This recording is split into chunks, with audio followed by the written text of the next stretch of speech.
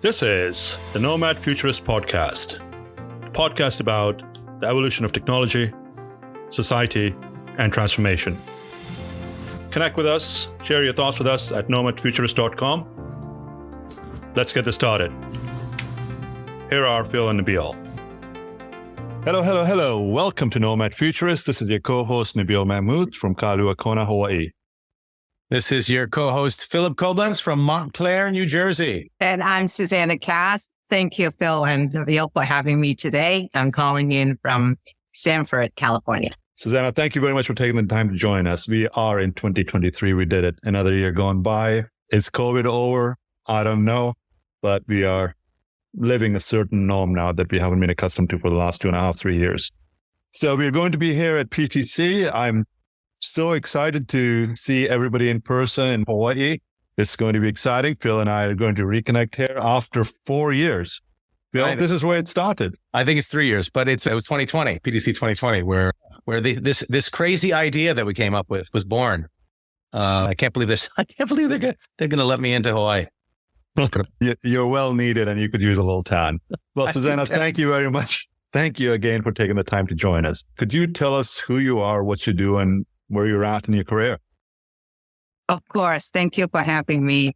Hello, everyone. Thank you for listening in. Nabeel and Phil are absolutely the best in the industry. I'm actually very inspired by both of them. So it's absolutely a privilege to spend a little bit of time with each other. So thank you for listening in. I'm actually a very basic person. I'm a computer scientist, and I remain actually passionate about the major that I started in college. Subsequently, I got a business degree, and I fell into the IT sector as a computer programmer, software analyst, having a computer science degree.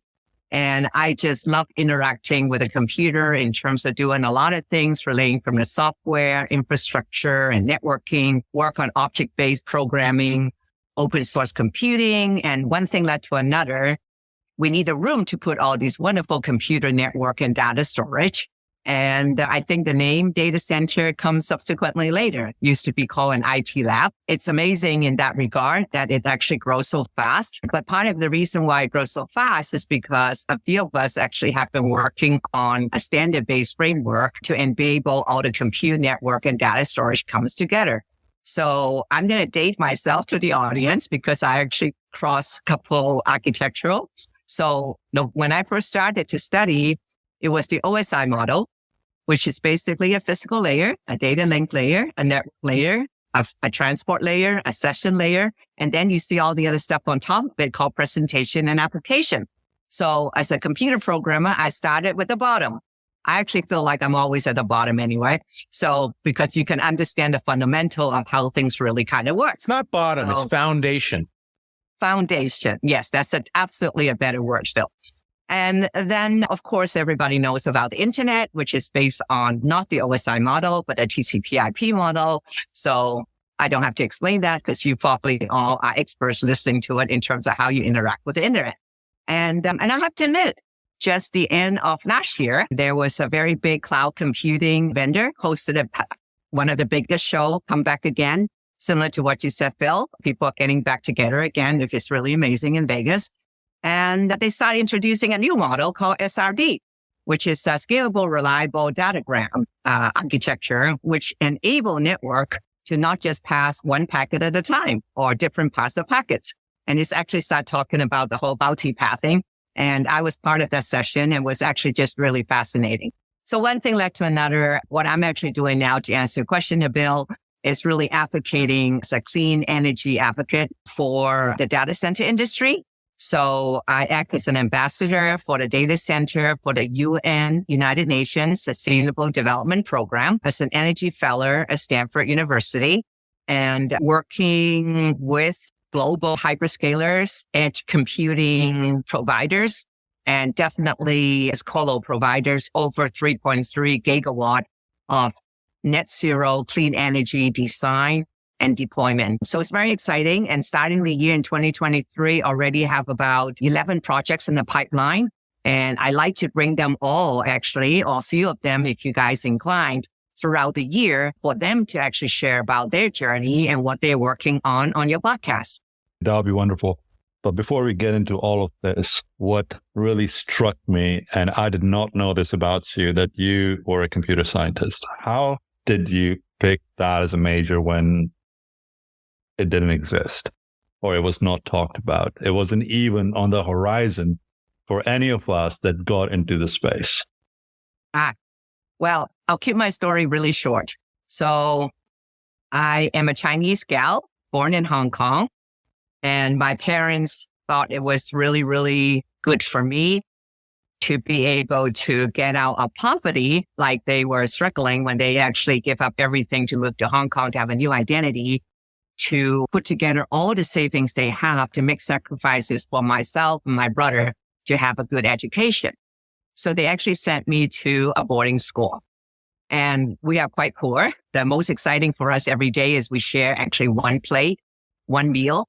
But we're very happy. We never miss a bedtime story, and our life was just totally perfect. And I lived in a beautiful family and always have great memories about my family. So in the boarding school, Nabeel and Phil, we weren't able to return home to Hong Kong because I was boarded in Westminster in London, growing up there in a Catholic boarding school raised by nuns.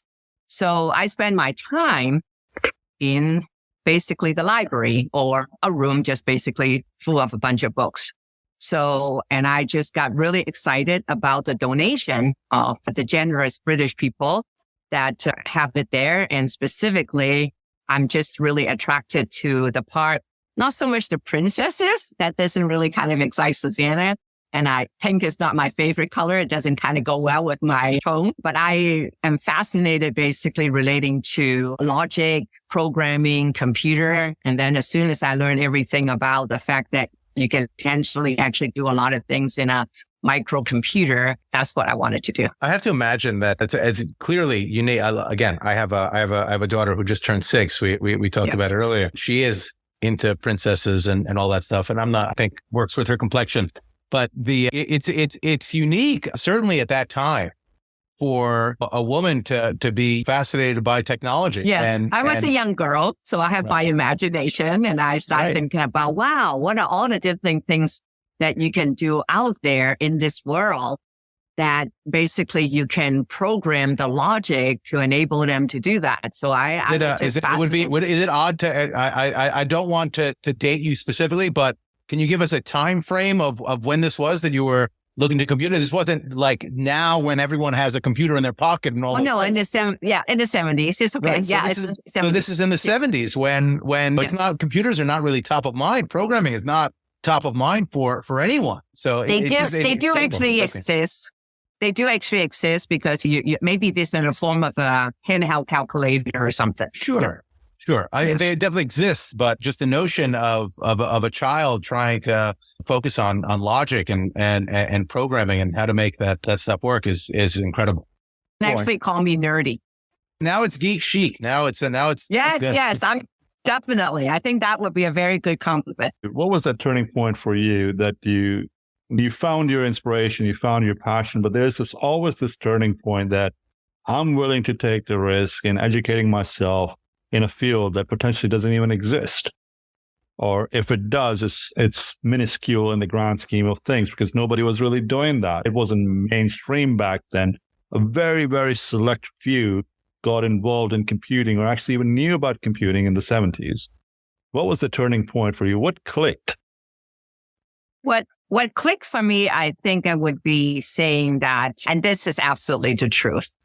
The fact that I can actually communicate what I had in mind, I can express my thinking of what I'm actually trying to do without actually talking to another human. I can programmatically, systematically flowchart it and write out programming language, object-based programming, interaction, and different linkages, and be able to actually start defining and building things. I think that was clicking for me. And I absolutely, you can tell, I love the robotic clubs or anything relating to that. I was just really drawn to it. I love to take things apart and start understanding how they work. Not so much the mechanical aspect of it, but definitely, I would say, the software part of it in terms of, there's something that strikes me. It just sounds like you're like, if I close my eyes and you were describing something, I would be thinking music, this international language. You didn't have to, you can speak this language that everyone understands because you're talking to an object and making it what you want to do. So it's like an expression of your own voice that is kind of ubiquitous. Yes. And it's actually one word for that, right? That is actually science. It arouses the curiosity to be able to actually communicate. And I love the way you frame it, Phil. It is really great. It is actually music. You're right. Well, Phil's got a major in verbal communication, not binary. The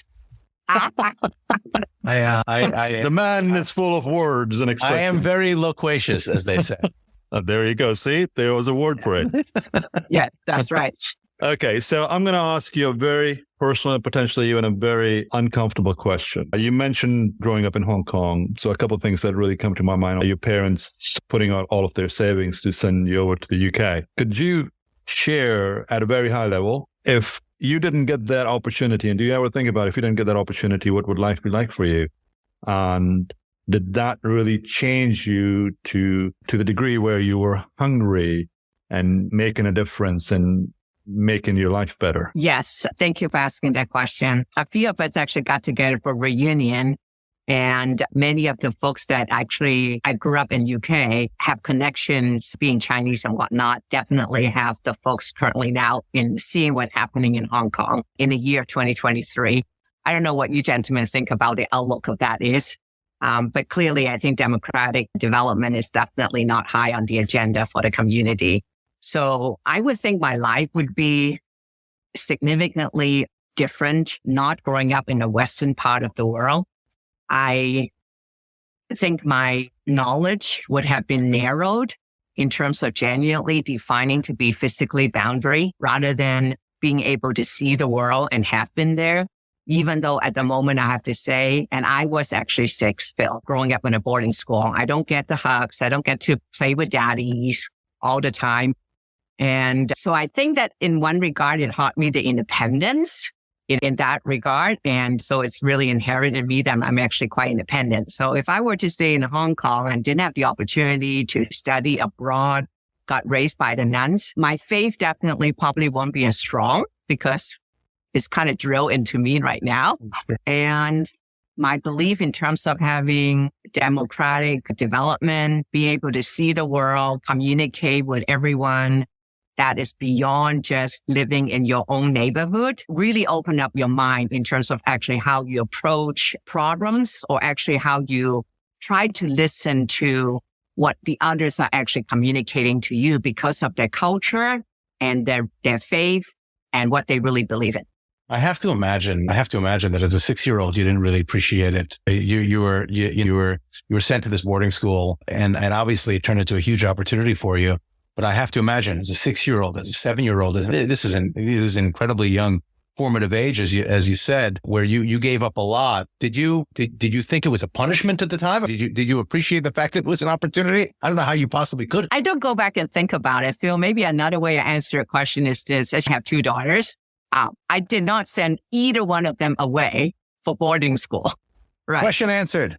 Yes. And I absolutely do believe education is extremely important. Okay. So all my savings definitely go towards the education, but I did not make a decision to send them to boarding school. I still am very grateful my parents did it because obviously they like to make the best decision they think is best. And was it the same thing? Was it the same thing for your brother? Was he also sent to boarding school?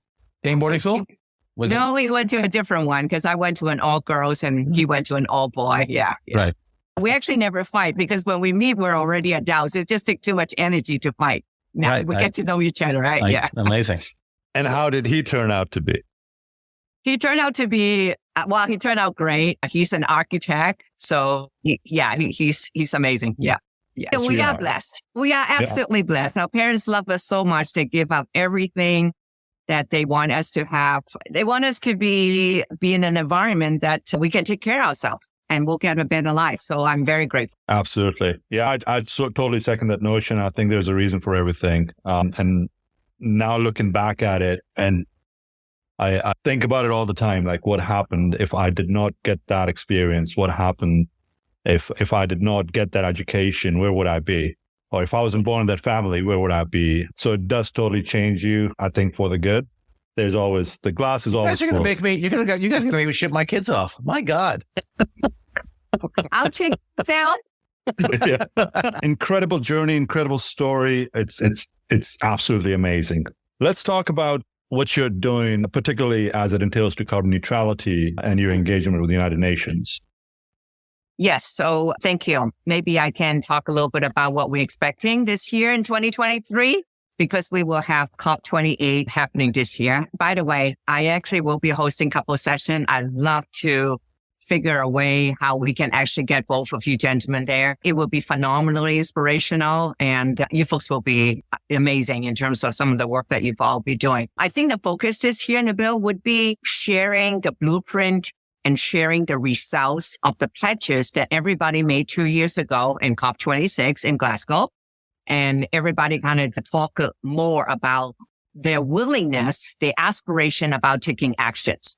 I think 28 is the year that we're definitely going to have to want to see the results, and we want to see the framework and the blueprint. So specifically for me, we're just starting the year. So again, Happy New Year, everyone. It's really helping the company to transform themselves into just thinking about profit.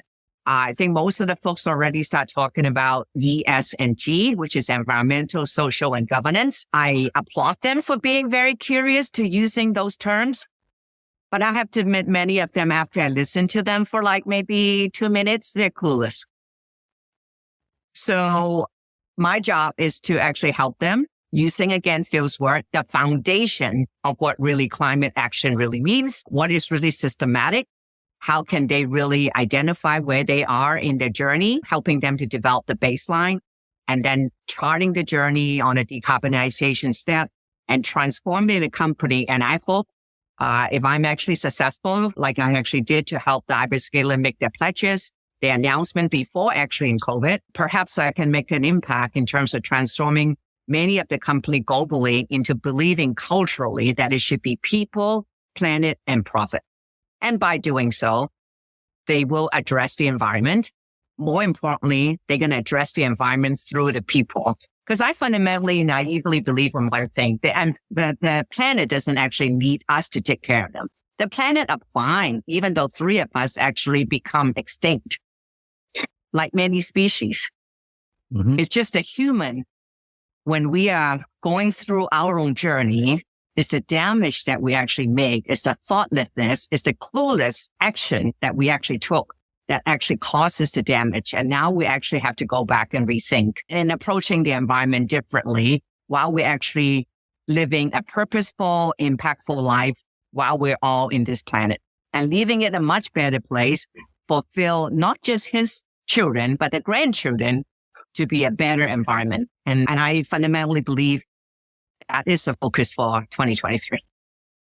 I think the way you say it's so eloquent. I've always been impressed by your eloquence and your passion for this topic. And I think ESG in general, it's always been, maybe not always, but traditionally it becomes a talking point across a number of industries where they focus on carbon credits or something that is more performative in its nature rather than something that actually reduces the type of carbon that industries create. And we've talked about this before, how as an industry, the data center world is always kind of talked about in a way where we burn a lot of fuel, we burn a lot of energy, obviously, because computers are our tenants in a lot of these areas. But we're also kind of at the forefront of the type of work that you're doing, because we're the rare industry where that has a significant impact on the bottom line. There are real benefits as an industry, not just in terms of our perception, but in terms of our performance to shareholders, to stakeholders, as a business, to becoming less dependent on fossil fuels, less dependent on traditional energy, and more self-fulfilling with renewables and how is being used in our environment. So the work that you do, I can't overstate how important it is, but the fact that you as a person have become kind of the embodiment of taking just kind of check boxes when it comes to ESG and turning it into something that's real is something that I will never stop throwing praise on you for. It's amazing. So thank you. Well, thank you, Phil. Actually, one thing I have observed along the way in the journey, in the year that we just passed in 2022, as Nabeel said, hey, COVID is over. Part of it, I think what you meant is the lockdown is over. We're all coming out of it, and that pathogen still kind of exists, but we are more educated now, more knowledgeable, and have better advanced medicine in terms of knowing how to deal with it than we first know about it, right? Sustainability and taking care of environment is actually second nature. Wasn't even an option if you asked your children. They would automatically know how to actually recycle. They would take care of not leaving trash and plastic in the ocean. And so it comes second nature to them. I think one of the key things what we need to do is to enable the teens, a younger generation, to be able to genuinely teach us. And we need to listen to them in terms of how they wanted to actually live their life. And perhaps we can be the ambassadors and we can be the supporters to enable them, because you both are in the position in the industry that are the leaders, that we need to make the change. For example, one of the goals is gender equality. It's nothing to do with having a woman replace a man in a job. No, not at all. It's really the mindset that we all need to have a more inclusive opportunity.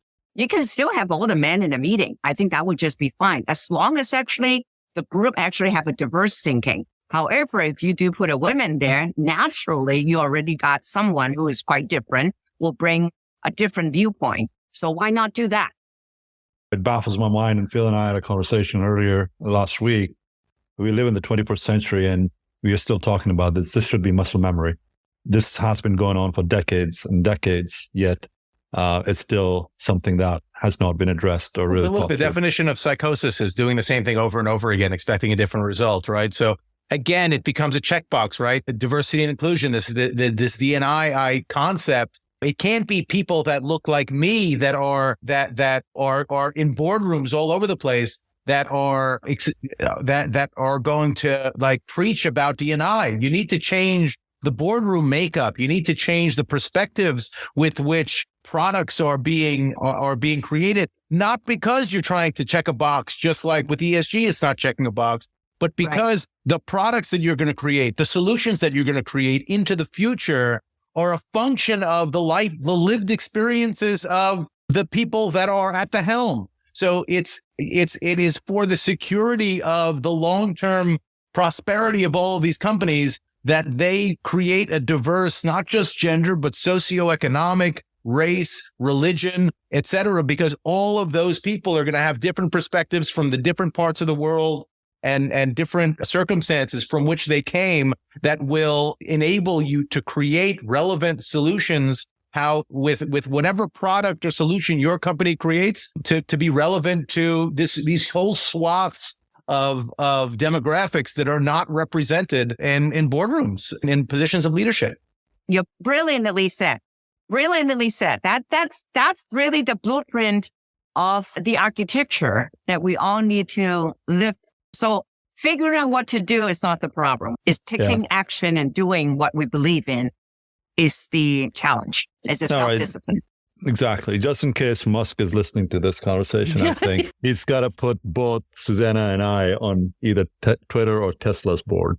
This is the problem. This is the problem.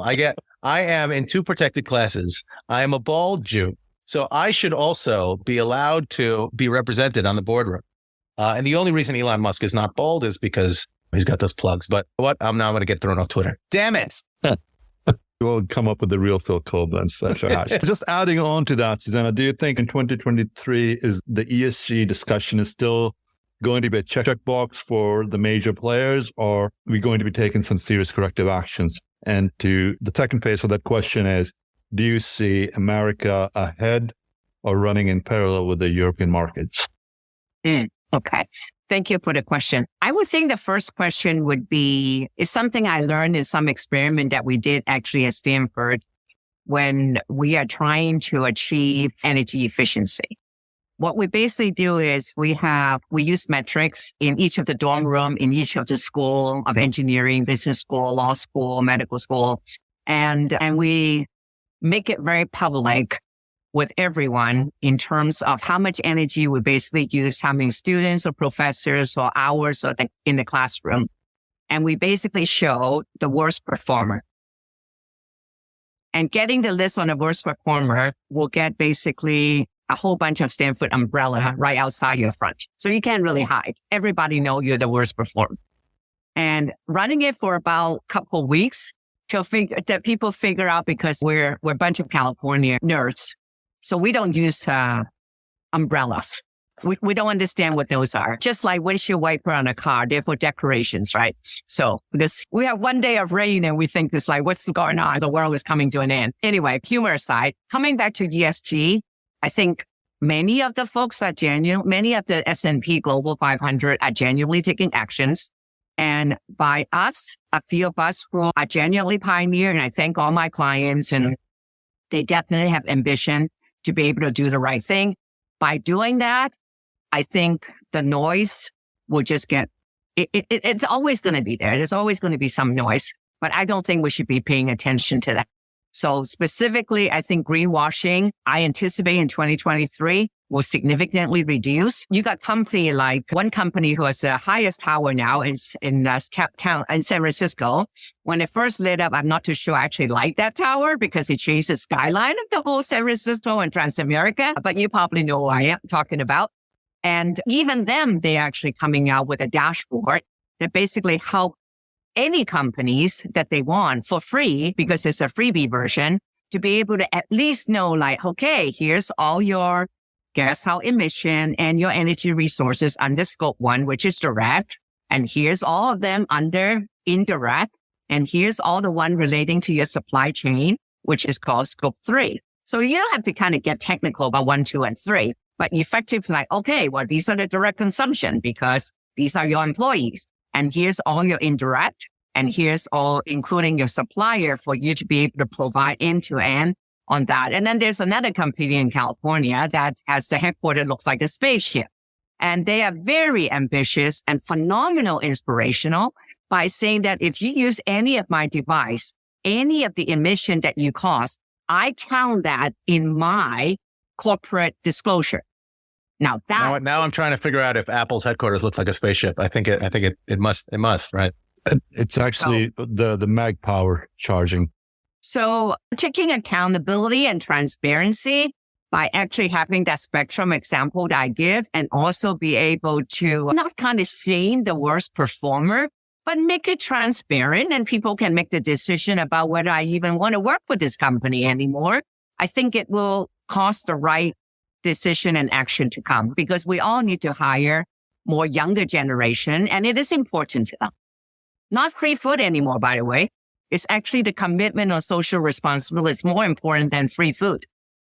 Right. Indeed. And there's no question that there was a huge generational divide about the focus on environmental. So I think I totally agree. The sanitizing impact of sunlight, just bringing this stuff out in the open and making it one of the metrics with which we gauge companies, like anything else, like a Better Business Bureau rating used to be, is now there's kind of this ESG rating system, which is the hope is though that it won't be commercialized to the point where pay to play, kind of the way certain other tier rating systems are, where only the largest companies can benefit from it. Only the largest companies can afford, say, the Uptime Institute tier rating and all those things that go under those audits. So the ability to gauge on those metrics, I think, are incredibly important. I think so too. Well, Phil and Nabeel, thank you for the question. I actually have an ask for you. Uh-oh.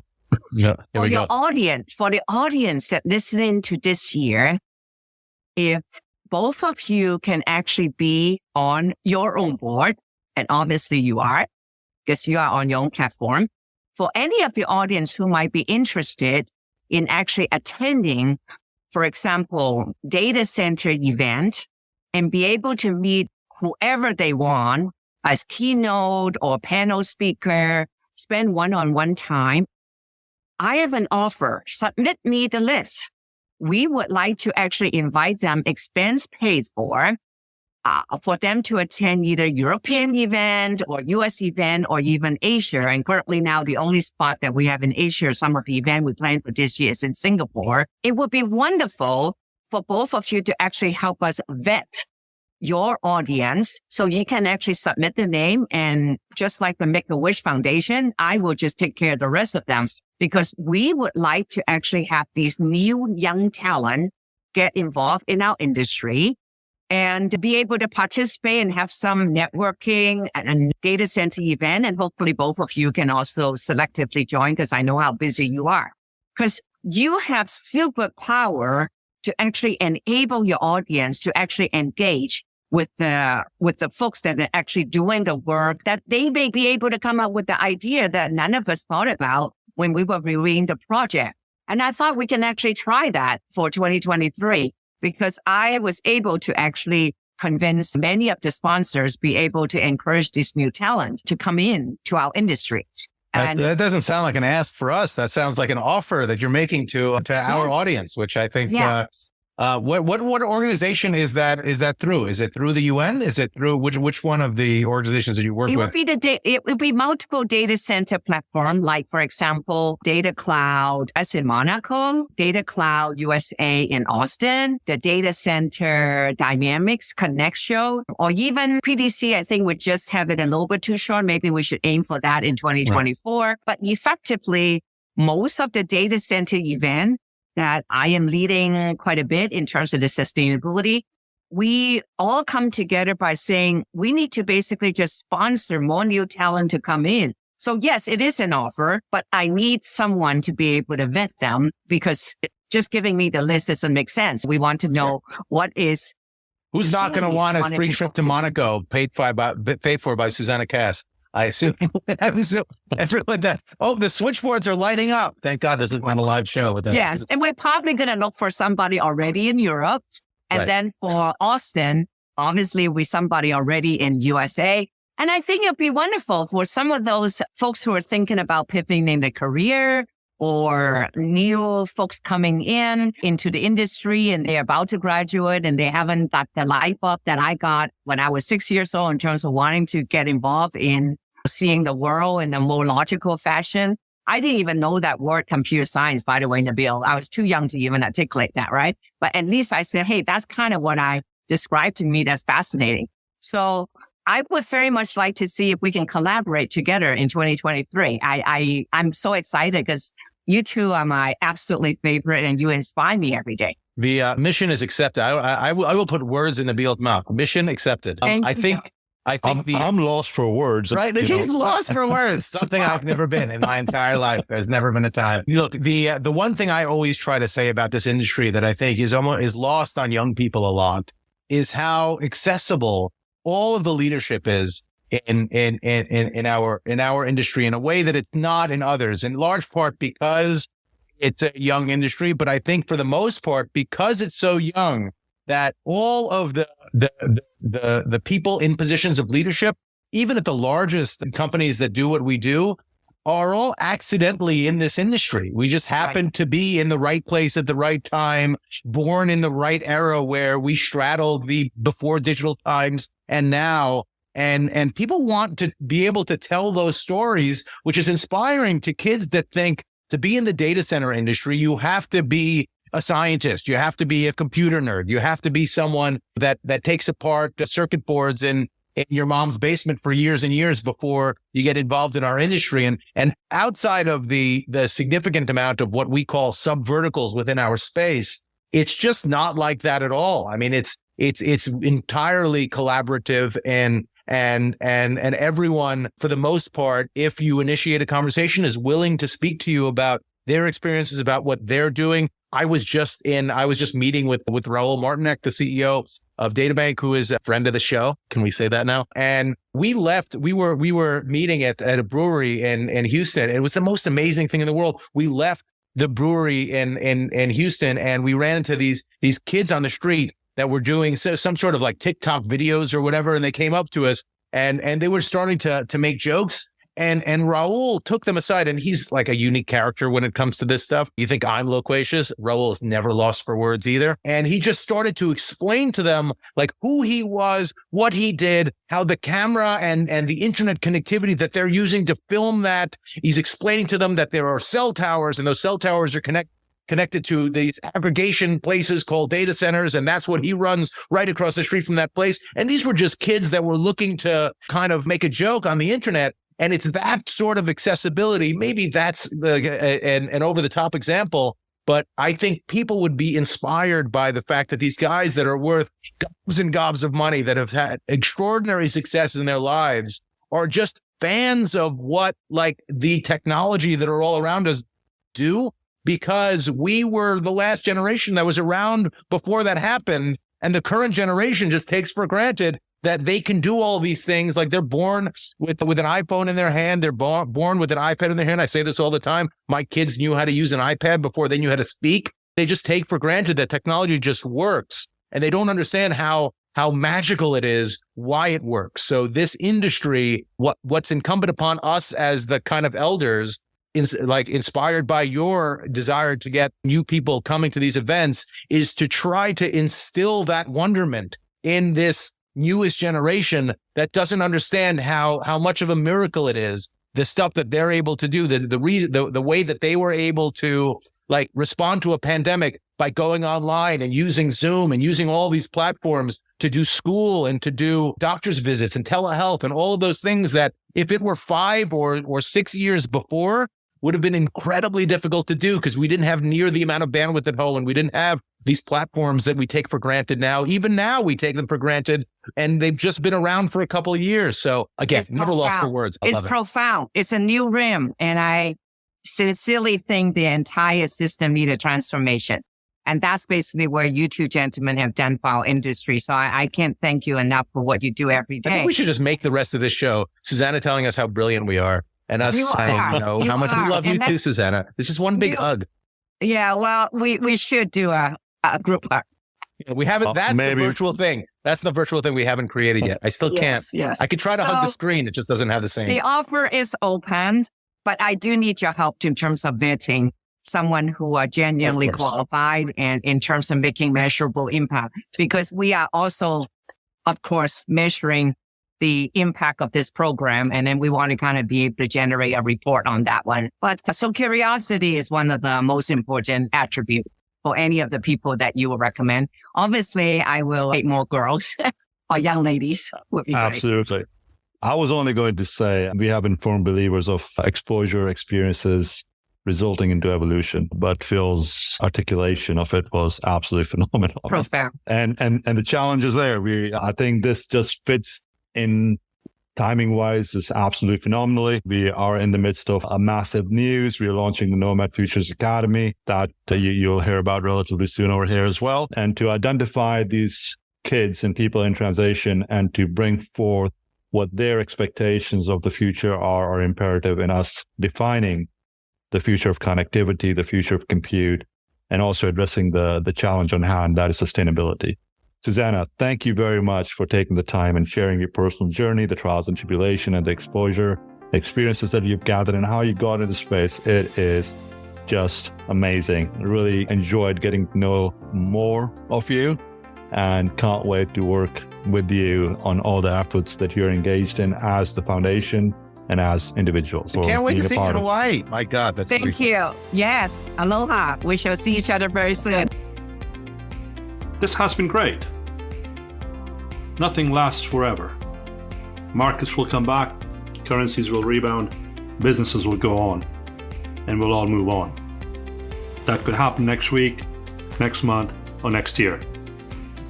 I'm confident that those who prepare rather than panic will come out of this stronger. Thank you for joining us.